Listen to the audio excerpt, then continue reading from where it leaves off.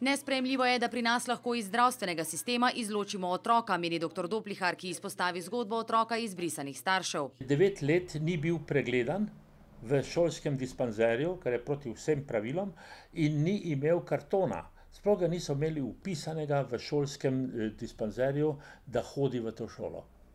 Po končani osnovni šoli je revež prišel k meni, zato da sem mu napisal potrdilo, da je lahko šel v gostinsko šolo. S podobnimi težavami se pogosto srečujejo na ljubljanski osnovni šoli Livada. Če pošljemo učenca zaradi, zobobola in ga zavrnejo, ker nima urejenega zdravstvenega zavarovanja. Otroci se namreč lahko zavarujejo šele potem, ko se starši zaposlijo, kar lahko traja tudi več mesecev. Oddelimo to, tako kot se spodobi. Če že koga sprejmemo, potem pa ponudimo vse, kar je potrebno. A pri nas se marsikaj ne spodobi, tudi to, da je vedno več mladih, predvsem študentov, ki se namesto šolanju posvečajo boju za preživetje.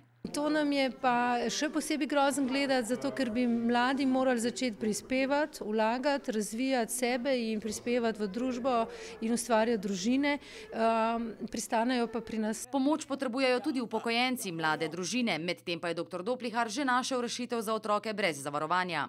Ob vizi, ki jo dobi, da lahko pride k očetu ali materi v našo in da se bo šolal, dobi tudi potrdilo, da je po očetu zdravstveno zavarovan. Ne, da rabi 6 mesecev, ampak isti dan. Vprašanje je le, kdaj bo brezbrižna država dojela, da je skrajni čas za dejanja in ne le prazne obljube.